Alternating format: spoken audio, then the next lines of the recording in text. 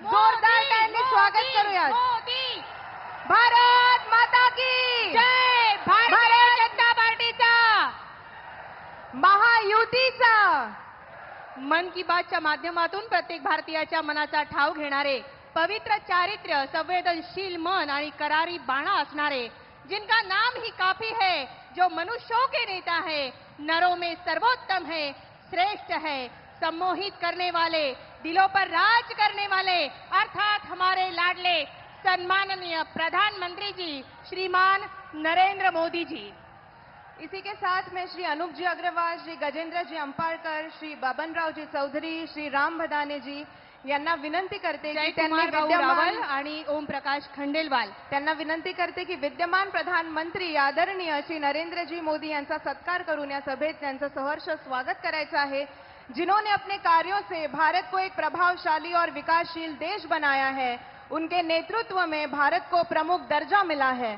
हमारे देश के ऐसे गौरवान्वित और महापुरुष विश्व के इतिहास में एक नया इतिहास जिन्होंने बनाया है. प्रधानमंत्री नरेंद्र जी मोदी का बहुत बहुत जोरदार तालियों के साथ स्वागत करेंगे. धुळे. या ऐतिहासिक क्षणांना बंदिस्त करूया हृदयाच्या कप्प्यात आणि जीवनभर पुरवूया. इथे उपस्थित असलेल्या सर्वांना सुयश चिंतूया. अनूपजी अग्रवाल आणि देवेंद्रजी फडणवीस यांचा सन्मान करतायत अनूप भैया अग्रवाल. त्याचसोबत आज आता सभा पुढे नेऊयात आणि सर्वसामान्यांसाठी झटणारे त्यांची अशी वृत्ती आहे की त्याचसोबत संघटन कौशल्य आणि असलेले यानंतर सन्मान करतायत नरेंद्रजी मोदी यांचा महायुतीचे विजय भाऊ चौधरी, राज्यभरात प्रदेश महामंत्री म्हणून सतत प्रवास करणारे उत्तर महाराष्ट्राचे प्रभारी माननीय विजय भाऊ चौधरी. आणि मी मान्यवरांना माल्यार्पण करण्याची विनंती करेन. चला यासोबत आपण कार्यक्रम पुढे नेऊयात आणि सर्वसामान्यांसाठी झटण्याची वृत्ती, त्याचसोबत संघटन कौशल्य असलेलं अभ्यासू व्यक्तिमत्व आणि कुशल नेतृत्व यामुळे सर्वसामान्यांच्या हृदयात ज्यांनी आदराचे असे स्थान निर्माण केले ते आपल्या छत्रपती राज्याचे शिवाजी महाराज की, डॉक्टर बाबासाहेब आंबेडकर की. ज्या संविधानानं आपल्याला मतदानाचा अधिकार दिला त्या बाबासाहेब आंबेडकरांना आदरांजली आणि छत्रपतींना विनम्र अभिवादन. चला यासोबत कार्यक्रम पुढे नेऊयात आणि आता मी आपल्या राज्याचे लाडके माननीय मुख्यमंत्री श्री उपमुख्यमंत्री श्री देवेंद्रजी फडणवीस साहेब यांना विनंती करते की त्यांनी आजच्या सभेला इथे संबोधित करावे. एकदा जोरदार टाळ्यांनी त्यांचं स्वागत करूया.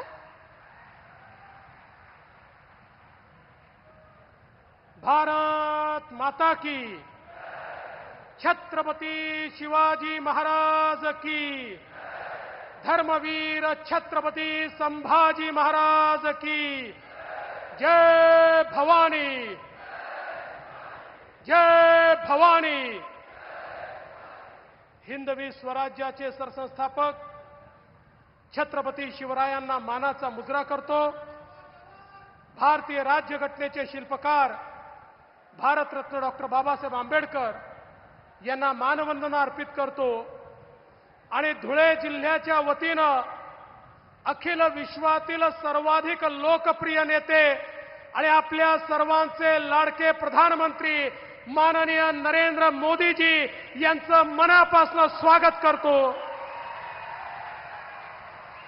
मंचावर उपस्थित केंद्रीय राज्यमंत्री प्रतापराव जाधवजी, रक्षाताई खडसे, दादाजी भुसे, त्याचप्रमाणे अनिल पाटीलजी, सुभाष भामरेजी, स्मिताताई वाघ, आपले उमेदवार जयकुमार रावलजी, अनूप अग्रवालजी, राम भदानेजी, मंजुळाताई गावित, काशीराम पावराजी, अमरीश पटेलजी, राजवर्धन कदमबांडेजी, विजय चौधरीजी, धरतीताई देवरे, गजेंद्र अंपळकर, मंचावरील सर्व मान्यवर आणि या ठिकाणी उपस्थित माझ्या सर्व लाडक्या बहिणींनो आणि तितक्याच लाडक्या भावांनो, आज मला या गोष्टीचा मनापासून आनंद आहे.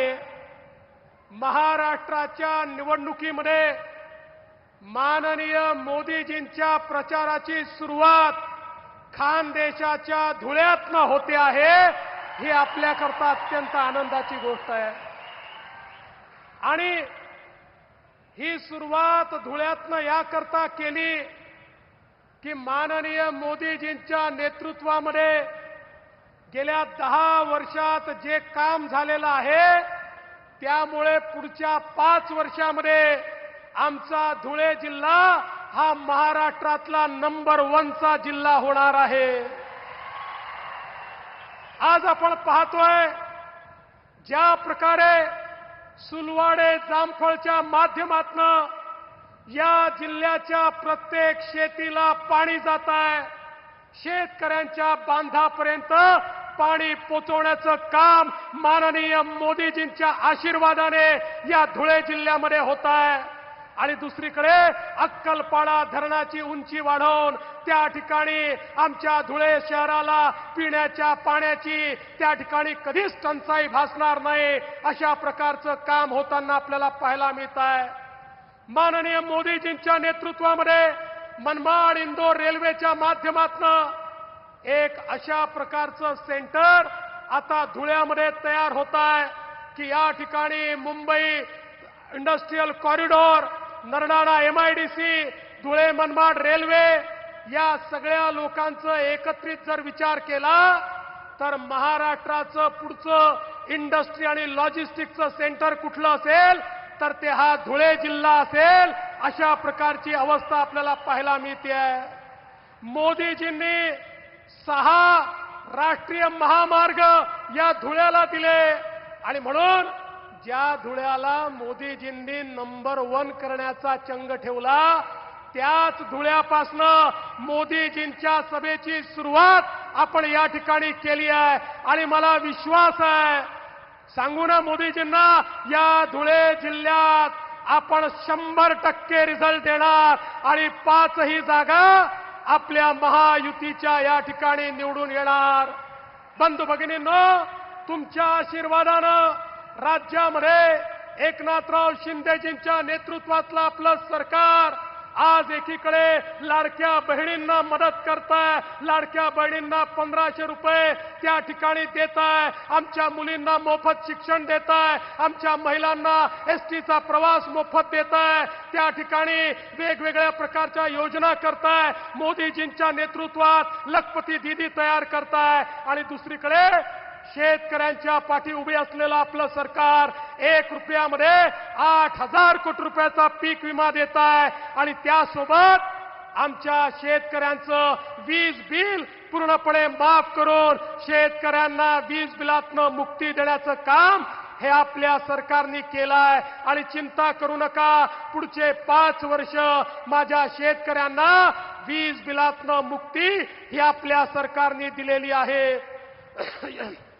एवढंच नाही तर आता एकीकडे आपण हा निर्णय केला की आपल्या शेतकऱ्यांना पुन्हा एकदा तुमच्या आशीर्वादाने महाराष्ट्रात सरकार आलं की संपूर्ण कर्जमाफी देण्याचा निर्णय देखील आपल्या सरकारने घेतलेला आहे.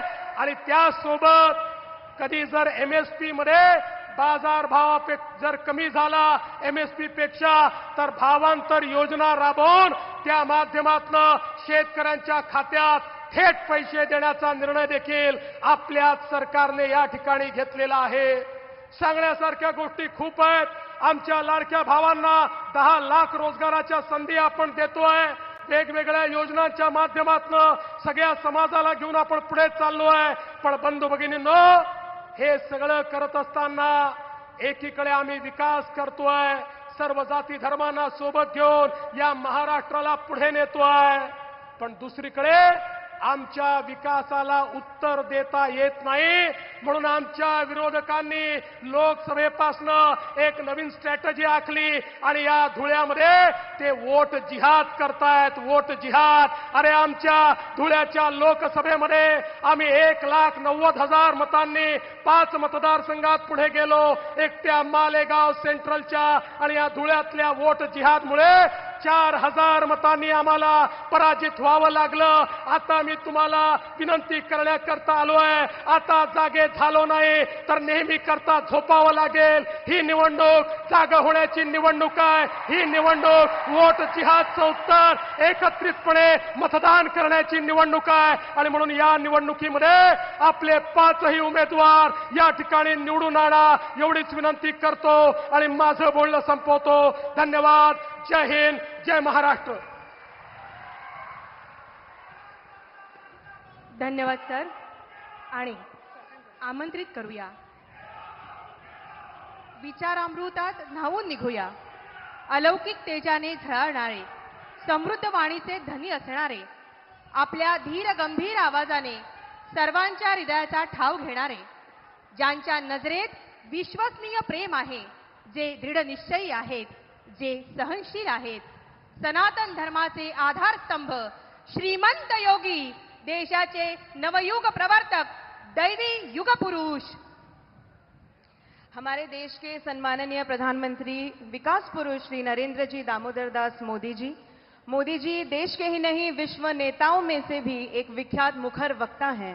उनके ओजस्वी भाषण से तो हम सभी परिचित हैं. धूमिल हो रहे भारत के स्वप्नों को फिर से जगाया है. स्वर्ण योग की कामना लेकर फिर से इस जमीन पर एक शूरवीर आया है. देश को एकता के सूत्र में पिरोकर अखंडता का नूर लाया है. विश्व के नवपटल फिर से करने के लिए नए युग का आरंभ मोदी जी के रूप में एक देवदूत आया है. एक देवदूत आया है. जोरदार तालियों के बीच स्वागत करेंगे सम्माननीय प्रधानमंत्री नरेंद्र जी मोदी जी का. भारत माता की जय. भारत माता की जय. विचारामृत हृदयाच्या कप्प्यापर्यंत गेलं पाहिजे.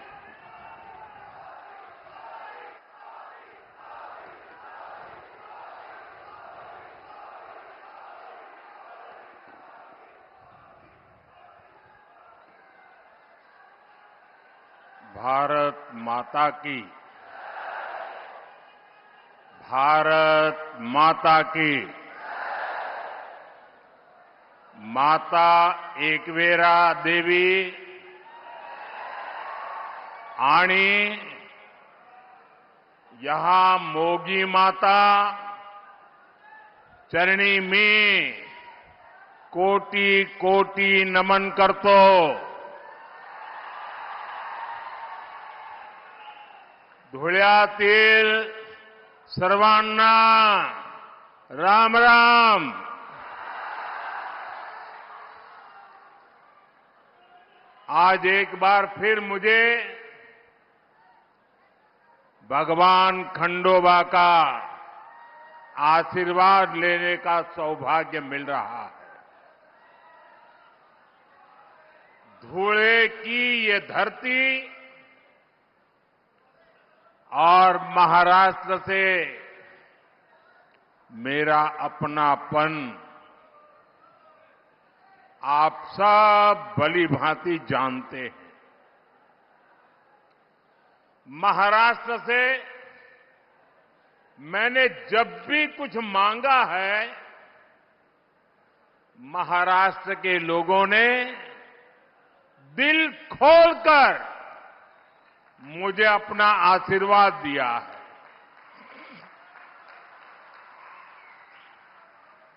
– 2014 के विधानसभा चुनाव में मैं आपके बीच धुळे आया था. मैंने आपसे महाराष्ट्र में बीजेपी सरकार के लिए आग्रह किया था. आपने महाराष्ट्र में 15 साल के सियासी कुचक्र को तोड़कर बीजेपी को अभूतपूर्व जीत दिलाई थी. और आज एक बार फिर मैं धुळे की धरती पर आया हूं. धुळे से ही मैं महाराष्ट्र में चुनाव अभियान की शुरुआत कर रहा हूं. आपका ये प्यार, ये अपार जन समर्थन, ये जन समूह, जितने लोग पंडाल में हैं, उससे ज्यादा पंडाल के बाहर है।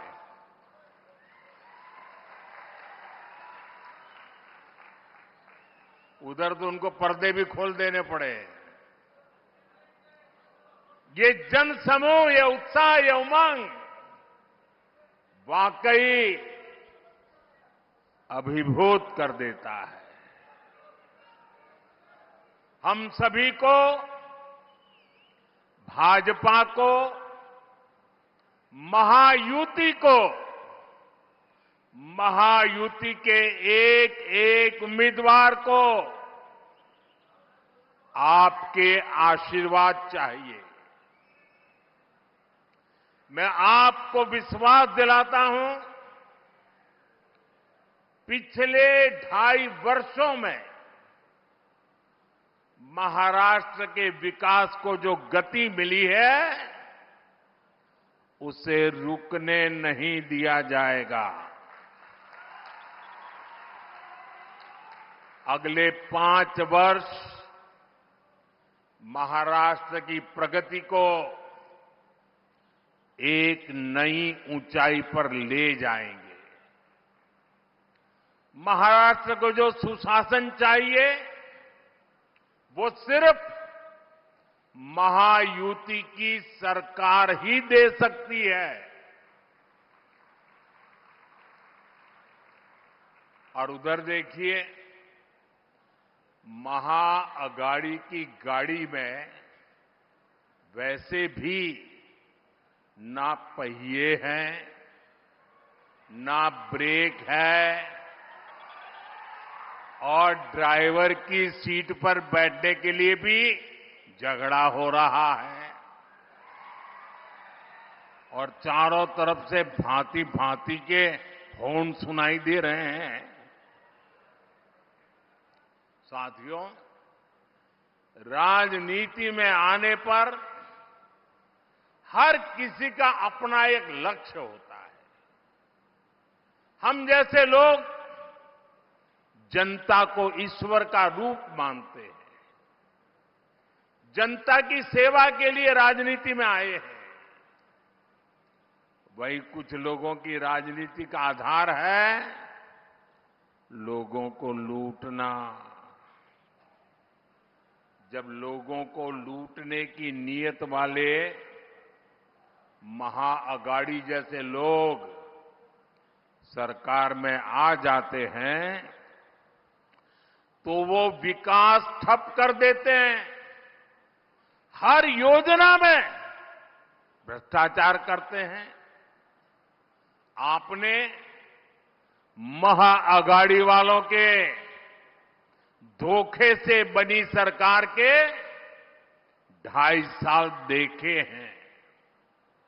इन लोगों ने पहले सरकार लूटी और फिर महाराष्ट्र के आप लोगों को भी लूटने में वो लग गए थे। इन लोगों ने मेट्रो परियोजनाओं को ठप कर दिया, वाढवण पोर्ट के काम में अड़ंगा लगा दिया, समृद्धि महामार्ग बनने में रुकावटें पैदा की।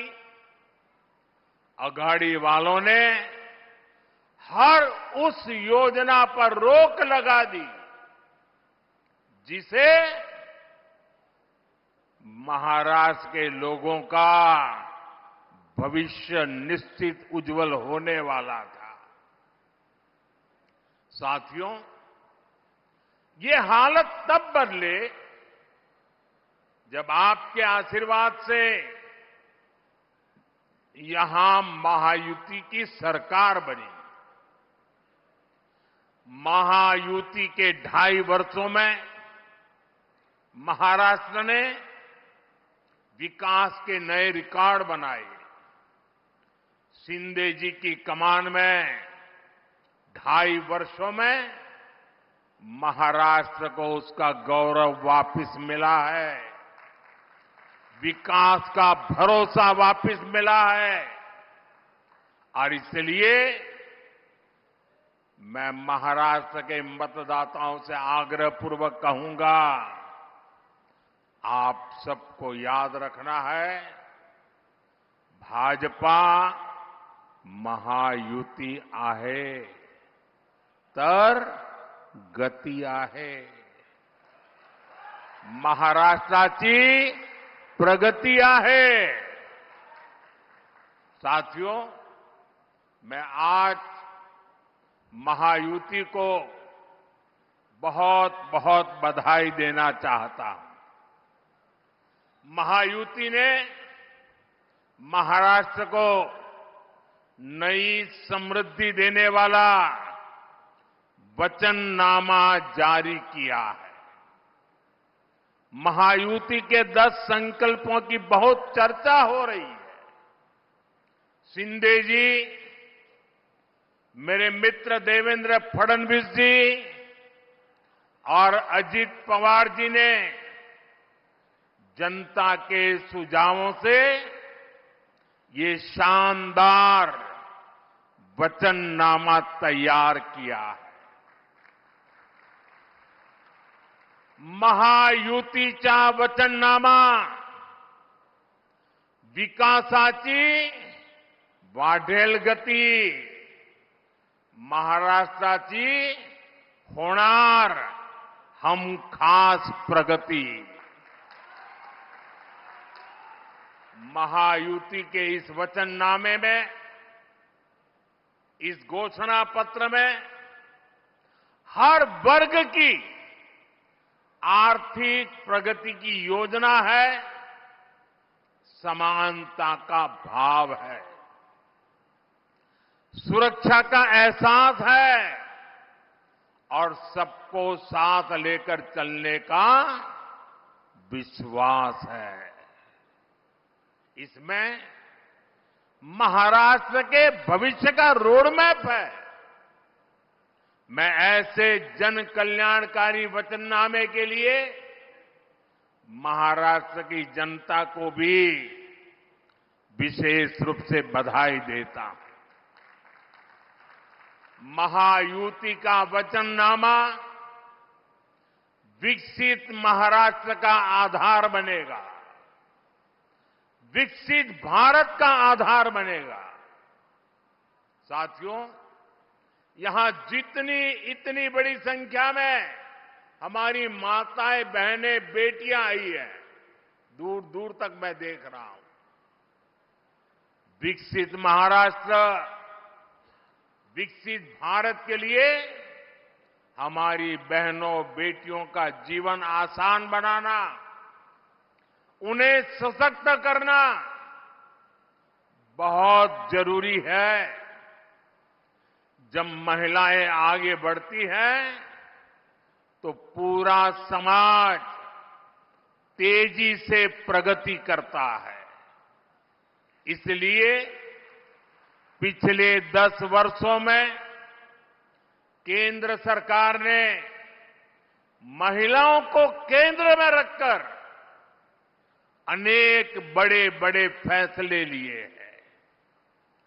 पिछली सरकारों ने सैनिक स्कूलों से लेकर काम के कई क्षेत्रों में महिलाओं का रास्ता रोका हुआ था।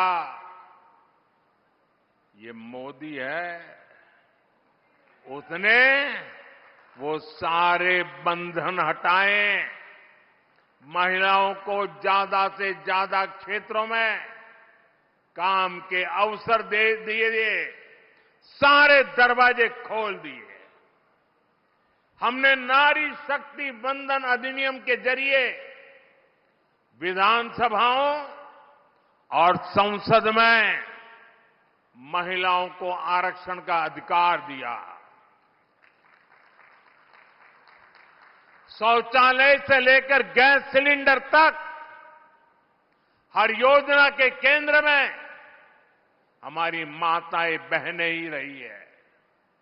हमने जब इन योजनाओं को शुरू किया था तब कांग्रेस के लोग हमारा मजाक उड़ाते थे, लेकिन आज वही योजनाएं महिला सशक्तिकरण का पर्याय बन गई है। मुझे खुशी है कि महाराष्ट्र की महायुति सरकार भी हमारे विजन को आगे बढ़ा रही है। माताओं को, बहनों के लिए यहां अनेक योजनाएं शुरू की गई है। आज महाराष्ट्र में हर डॉक्यूमेंट पर माता का नाम अनिवार्य कर दिया गया है। महायुति सरकार के इस फैसले का हर किसी ने खुले दिल से स्वागत किया। मुझे खुशी है कि महाराष्ट्र पुलिस में 25,000 बेटियों की भर्ती से एक नया विश्वास पैदा होने वाला है, महिलाओं का सामर्थ्य बढ़ने वाला है और महिला सुरक्षा बढ़ेगी और बेटियों को रोजगार भी मिलेगा। साथियों, हमारी सरकार महिलाओं के सशक्तिकरण के लिए जो कदम उठा रही है वो कांग्रेस और उसके गठबंधन को बर्दाश्त नहीं हो रहा है। आप जानते हैं कि महायुति सरकार की माझी लाड़की बहन योजना, ये माझी लाड़की बहन योजना की सिर्फ महाराष्ट्र में नहीं, देश के हर कोने में चर्चा है। लेकिन कांग्रेस माझी लाड़की बहन योजना को बंद करवाने के लिए भांति भांति साजिशें रच रही है। कांग्रेस के इकोसिस्टम वाले लोग इस योजना के खिलाफ कोर्ट तक पहुंच गए हैं। कांग्रेस और उसके साथियों ने ठान लिया है कि अगर उन्हें सत्ता मिली तो सबसे पहले इस योजना को बंद कर देंगे।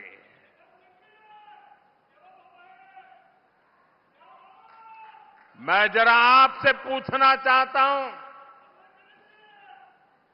क्या महिलाओं के लिए ये योजना चलनी चाहिए कि नहीं चलनी चाहिए? महिलाओं को लाभ मिलना चाहिए कि नहीं मिलना चाहिए? महिलाओं को आगे बढ़ाने की योजनाएं चलनी चाहिए कि नहीं चलनी चाहिए? और इसलिए महाराष्ट्र के हर महिला को इन अगाड़ी वालों से सतर्क रहना है। ये लोग कभी नारी शक्ति को सशक्त होते नहीं देख सकते। पूरा महाराष्ट्र देख रहा है कांग्रेस और अगाड़ी वाले लोग अब महिलाओं को किस तरह गाली देने पर उतर आए हैं। कैसी कैसी अभद्र भाषा, कैसे कैसे कमेंट, महिलाओं को नीचा दिखाने की कोशिश। महाराष्ट्र की कोई माता बहन कभी भी अगाड़ी वालों के इस कृत्य को माफ नहीं कर सकती। साथियों, भाषा भी और मातृभाषा तो एक तरह से हमारी मां होती है। मुझे गर्व है कि हमारी सरकार ने मराठी भाषा को अभिजात भाषा का दर्जा दिया है।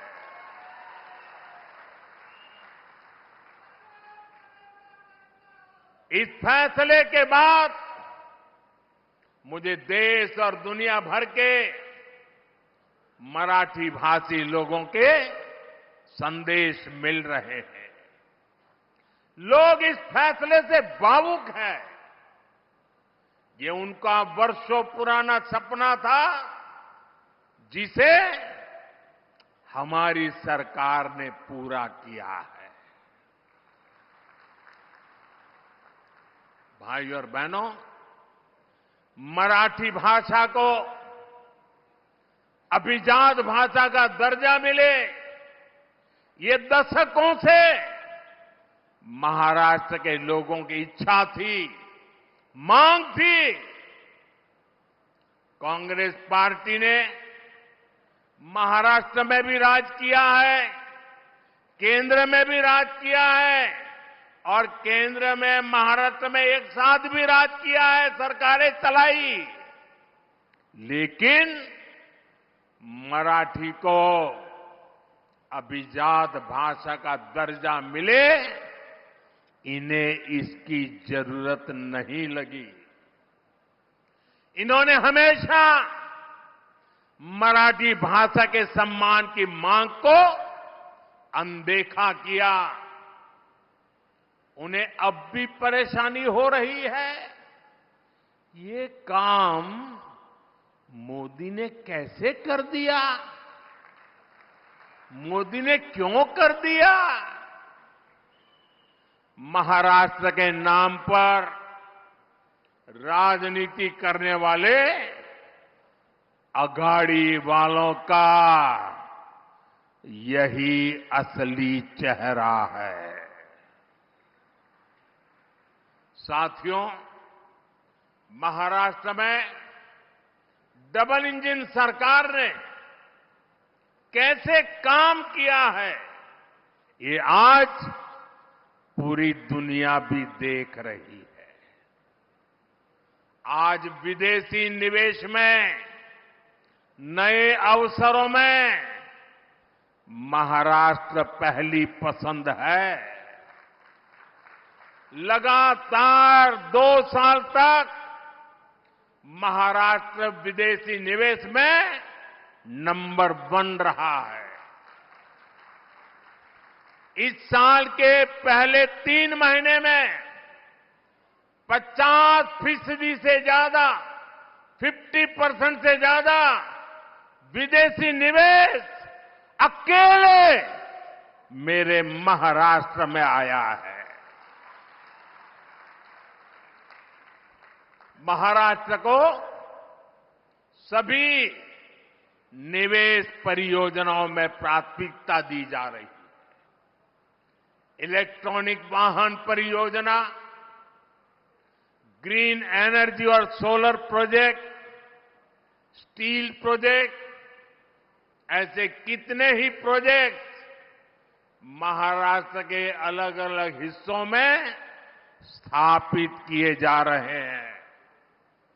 भारत का सबसे बड़ा पोर्ट, पूरे हिंदुस्तान का सबसे बड़ा, ये पोर्ट भी, बंदरगाह भी हमारे महाराष्ट्र में बन रहा है।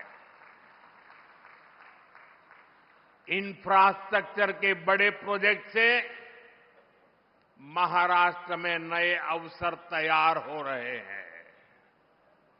साथियों, और जिस दिन मैं वाढवण पोर्ट के शिलान्यास के लिए आया था, उस दिन हमारे देवेंद्र जी ने पब्लिक में एक इच्छा व्यक्त की थी। उन्होंने कहा था कि हिंदुस्तान का सबसे बड़ा बंदरगाह बन रहा है।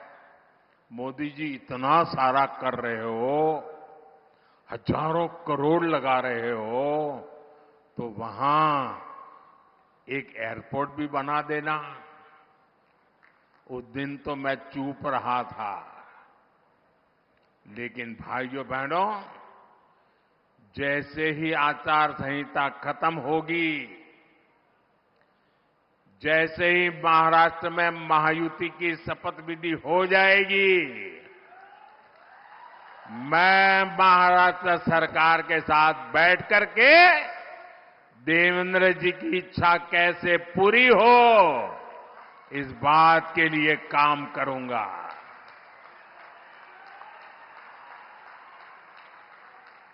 साथियों, हमारा ये धुले का क्षेत्र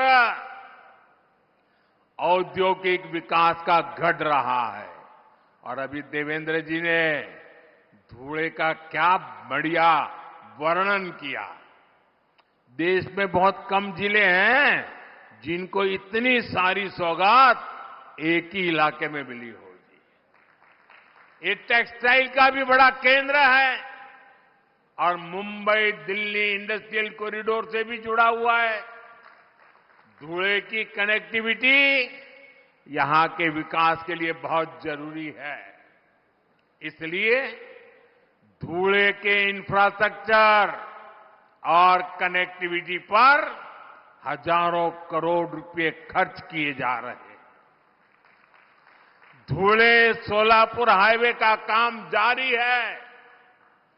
धुले इंदौर रेल मार्ग का काम स्वीकृत हो चुका है। इन सारी परियोजनाओं से यहां के युवाओं के लिए रोजगार के भी हजारों नए अवसर बने हैं। साथियों, महाराष्ट्र के किसानों को भी डबल इंजन सरकार में डबल फायदा मिला है। उन्हें पीएम किसान सम्मान निधि के 6,000 रुपये के साथ ही महायुति सरकार के नमो शेतकरी महासम्मान निधि के 6,000 रुपया अतिरिक्त मिलते हैं, यानी 12,000 रुपये की आर्थिक मदद मेरे महाराष्ट्र के किसान भाई बहनों के खाते में सीधी जाती है। अब एक कदम आगे बढ़ते हुए महायुति की सरकार ने इस राशि को 15,000 रुपये तक बढ़ाने की घोषणा की है। इसका बहुत बड़ा फायदा महाराष्ट्र के और मेरे धुले के किसानों को भी होगा।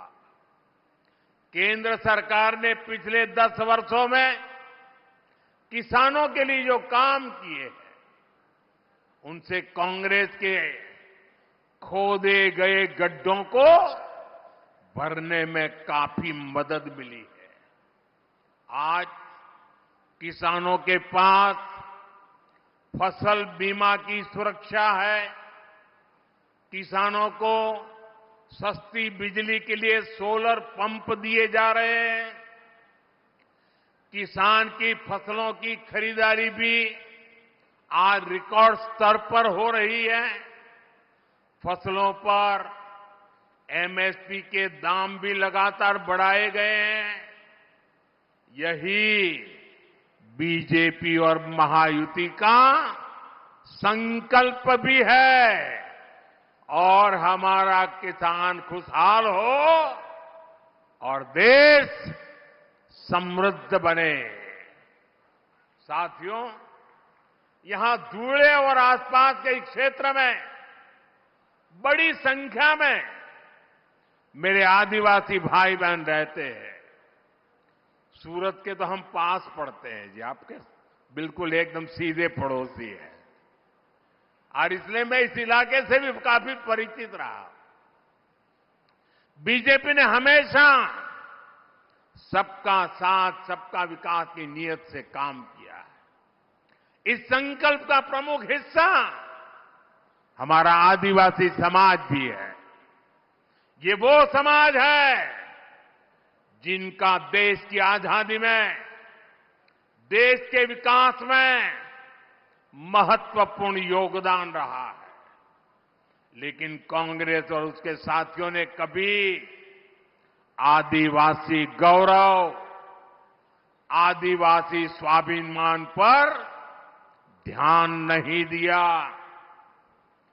आदिवासी विरासत को न्याय मिले, आदिवासी युवाओं को बेहतर भविष्य मिले, क्या ये आपका अधिकार नहीं था?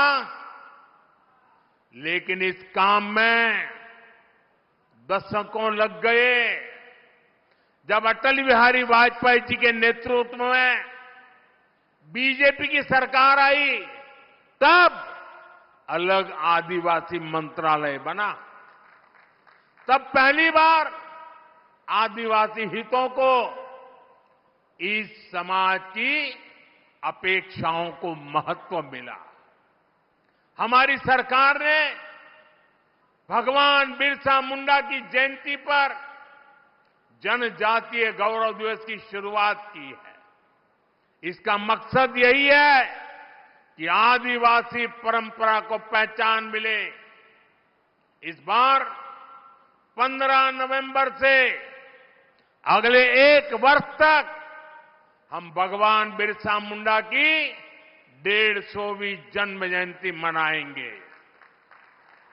हमारी सरकार देश भर में एकलव्य आवासीय विद्यालय भी बना रही है।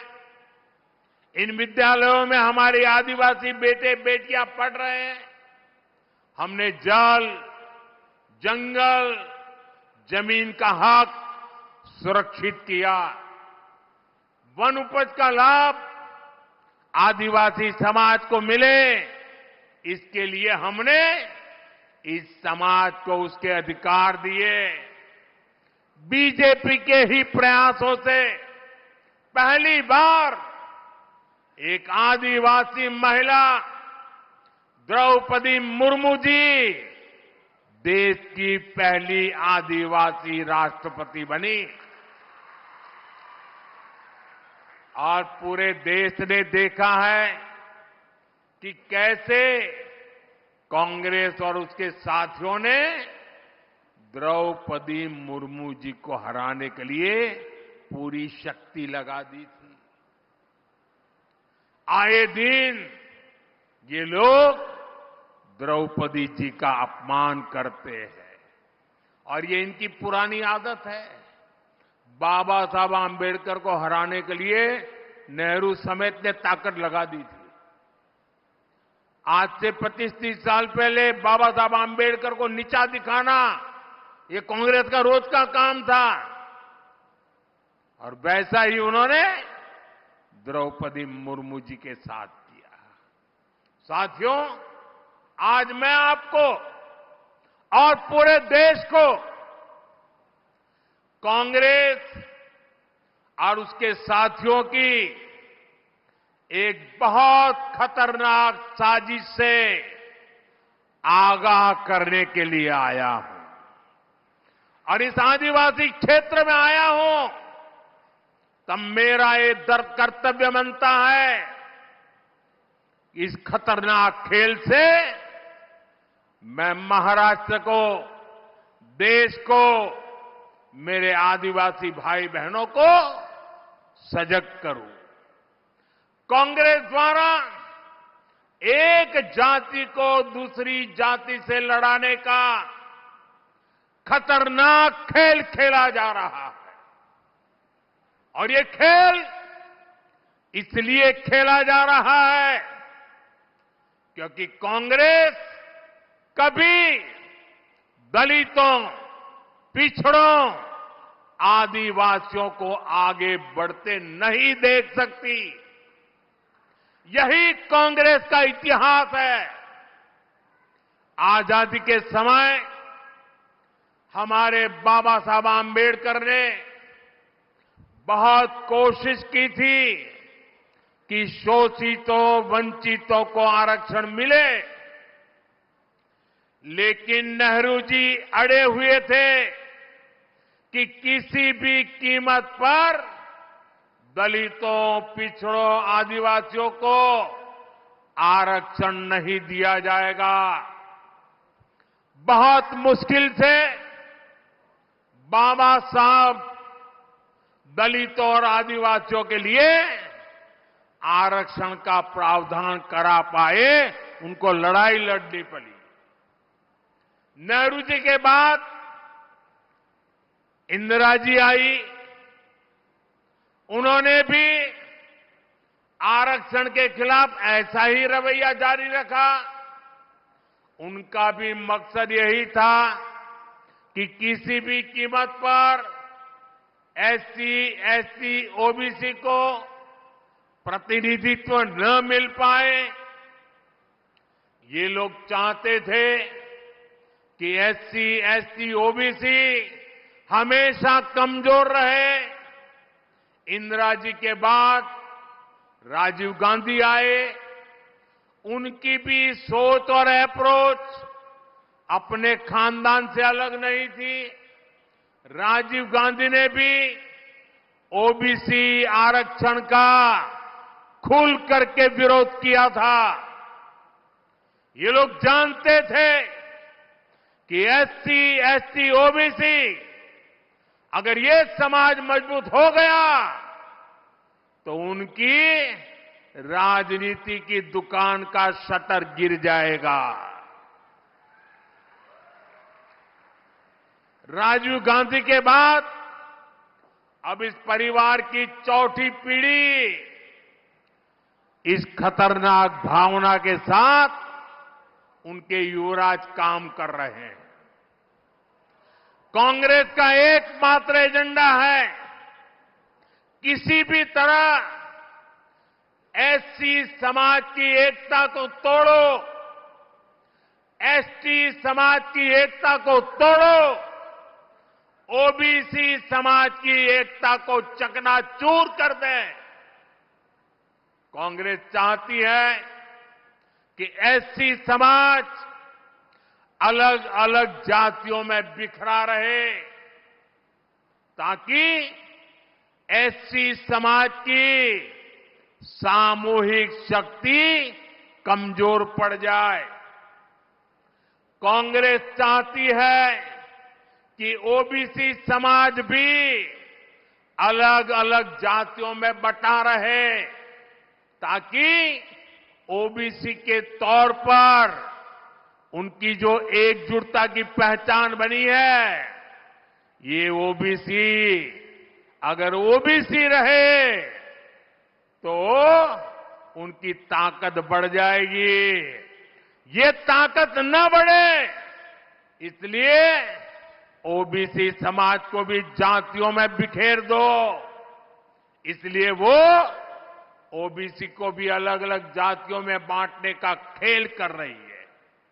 कांग्रेस चाहती है कि हमारा एसटी समाज अलग अलग जातियों में बटा रहे, क्योंकि आज आदिवासी के रूप में, जनजातीय समूह के रूप में, शेड्यूल्ड ट्राइब के रूप में समाज की एकता, समाज की एक पहचान, समाज की एकजुटता आज उभर करके आई है और वो मजबूती से अपनी आवाज उठा न पाए इसलिए उनको भी छोटी छोटी जातियों में बिखेर दो।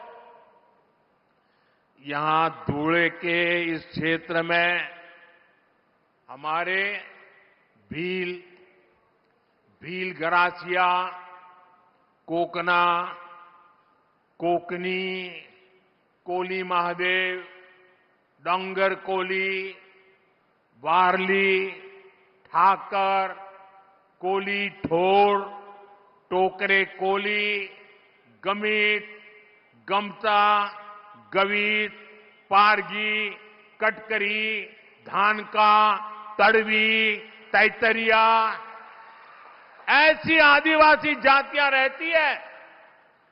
कांग्रेस भीलों को कोकना से लड़ाना चाहती है, कांग्रेस भील गरासिया को कोकनी से लड़ाना चाहती है, कांग्रेस कोली महादेव आदिवासी जाति को डोंगर कोली से लड़ाना चाहती है, कांग्रेस वारली आदिवासी जनजाति को ठाकर आदिवासी जनजाति से लड़ाना चाहती है, कांग्रेस कोली ढोर को टोकरे कोली से लड़ाना चाहती है, कांग्रेस गणित को गमता से लड़ाना चाहती है, कांग्रेस गणित को पारधी से लड़ाना चाहती है, कांग्रेस कटकरी को धानका से और तड़वी को तैतरिया से लड़ाना चाहती है।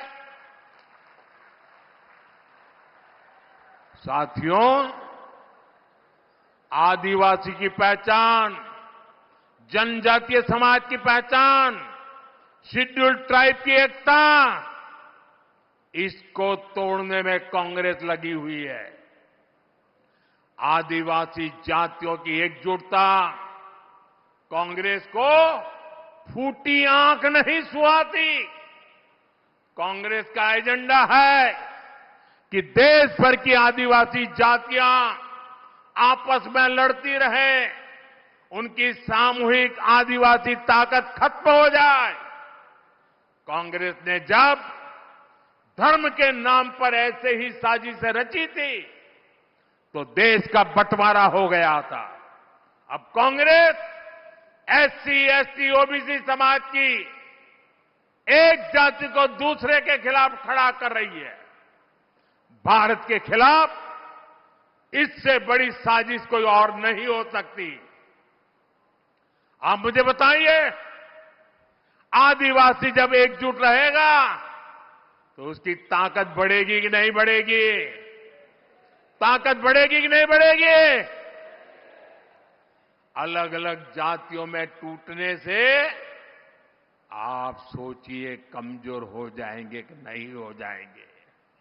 इसलिए मैं कहता हूं, एक है तो सेफ है, एक है तो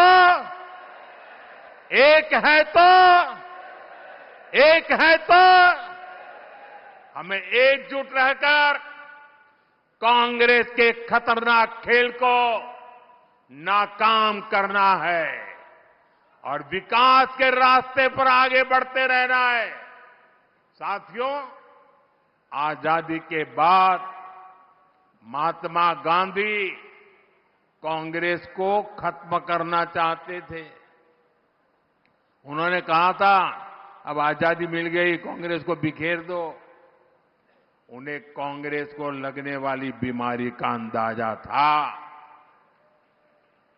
जहां विभाजन की आग है, वहां जड़ में कांग्रेस का देश विरोधी राग है। कांग्रेस हमेशा देश को तोड़ने वाले षड्यंत्रों का हिस्सा रही है। इसका एक बड़ा उदाहरण है जम्मू कश्मीर। कांग्रेस ने कश्मीर को आर्टिकल 370 के जरिए देश की मुख्य धारा से अलग किया। कांग्रेस ने कश्मीर में बाबा साहब आंबेडकर का संविधान 75 साल तक लागू नहीं होने दिया। ये कांग्रेस वालों को जवाब देना पड़ेगा। इतने लोग कांग्रेस के राज करते रहे, ये परिवार राज करता रहा, क्या कारण था? बाबा साहब आंबेडकर का संविधान जम्मू कश्मीर में लागू नहीं हुआ। देश में 2 संविधान चलते थे। ये मोदी आया तब जाके बाबा साहब आंबेडकर संविधान जम्मू कश्मीर में लगा। और इसके कारण होता था क्या? कश्मीर में दलितों, वंचितों को उनका हक नहीं मिलने दिया। कांग्रेस ने आतंकवाद को संरक्षण दिया, अलगाववादियों का संरक्षण दिया। जो समस्या कांग्रेस ने पैदा की थी, हमने आर्टिकल 370 खत्म करके उस समस्या को भी खत्म कर दिया है। ये 21वीं सदी के भारत के सबसे बड़े फैसलों में से एक है। लेकिन जैसे ही मैं देशवासियों को कहता हूं, जरा जागिए, सचेत हो जाइए। जैसे ही कांग्रेस और इंडी गठजोड़ वालों का जम्मू कश्मीर में सरकार बनाने का मौका मिला, वो फिर से कश्मीर को लेकर साजिशें करने लगे हैं। आपने टीवी पे देखा होगा, 2-3 दिन पहले जम्मू कश्मीर विधानसभा में जो कुछ हुआ आपने देखा होगा। कांग्रेस गठबंधन वहां फिर से आर्टिकल 370 लागू करने का प्रस्ताव पारित किया है। दोस्तों, क्या ये देश स्वीकार करेगा? आप सहमत होंगे? कश्मीर को तोड़ने का कांग्रेस का एक कारनामा आपको मंजूर है? आर्टिकल 370 के समर्थन में विधानसभा के भीतर बैनर लहराए गए। जब बीजेपी के विधायकों ने जी जान से उसका विरोध किया तो उन्हें उठा करके सदन के बाहर फेंक दिया गया। कांग्रेस और उसके साथियों की एक घिनौनी सच्चाई पूरे देश को, पूरे महाराष्ट्र को समझनी होगी। कांग्रेस गठबंधन एक तरफ जम्मू कश्मीर से भारत का संविधान हटाने का प्रस्ताव पास करता है। कांग्रेस ने जो प्रस्ताव पारित किया है ना, इससे बाबा साहब का संविधान जो मोदी वहां ले गया है ना, वो फिर वापस कर देंगे और जम्मू कश्मीर में बाबा साहब के संविधान को घुसने नहीं देंगे। और दूसरी तरफ यही कांग्रेस, उनका गठबंधन यहां महाराष्ट्र में आकर संविधान की झूठी किताब लहराता है, कोरे कागज वाली। ये कोरे कागज वालों की कटी पतंग का जमाना आ गया है।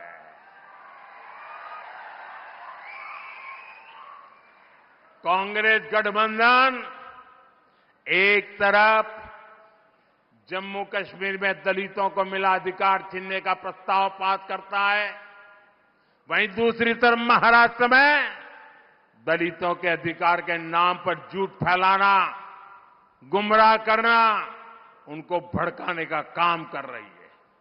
कांग्रेस गठबंधन एक तरफ कश्मीर में आदिवासियों के अधिकार छीनने का ऐलान करता है, वहीं दूसरी तरफ महाराष्ट्र में आकर ये लोग आदिवासियों की आंख में धूल झोंकने का पाप कर रहे हैं, अधिकारों के झूठे नारे लगा रहे हैं।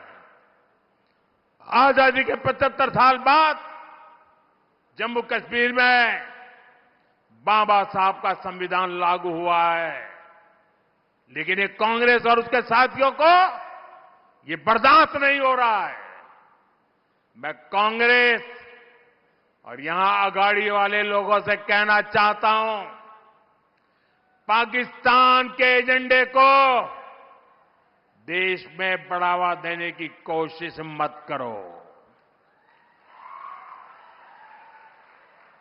कश्मीर को लेकर अलगाववादियों की भाषा मत बोलो। याद रखो, तुम्हारे ये मंसूबे कामयाब नहीं होंगे। और जब तक मोदी पर जनता जनार्दन का आशीर्वाद है, कांग्रेस वाले तुम कश्मीर में कुछ नहीं कर पाओगे। कश्मीर में अब केवल और केवल बाबा साहब आंबेडकर का संविधान ही चलेगा।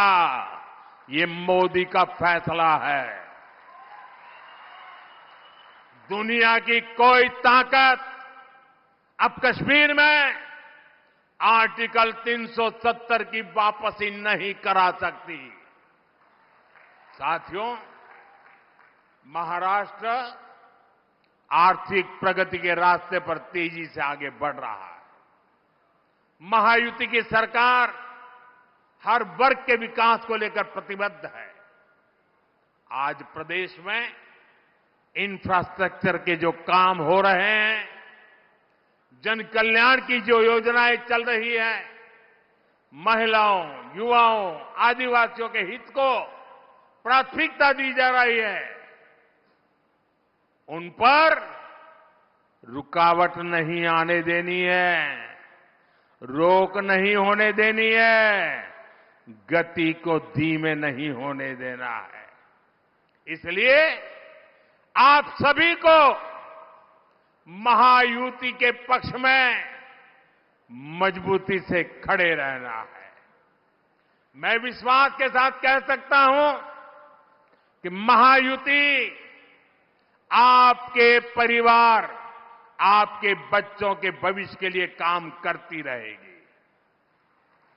आप सभी इतनी बड़ी संख्या में हमें अपना आशीर्वाद देने आए। मैं सभी जो उम्मीदवार है इस बार, उनसे आग्रह करता हूं जरा आगे आ जाए। जो चुनाव लड़ रहे हैं, जो उम्मीदवार है, देवेंद्र जी आप भी चुनाव लड़ रहे हैं।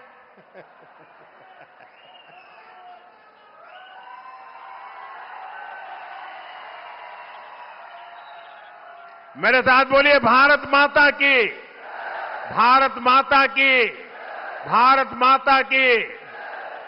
आप लोग जरा वहां रुकिए।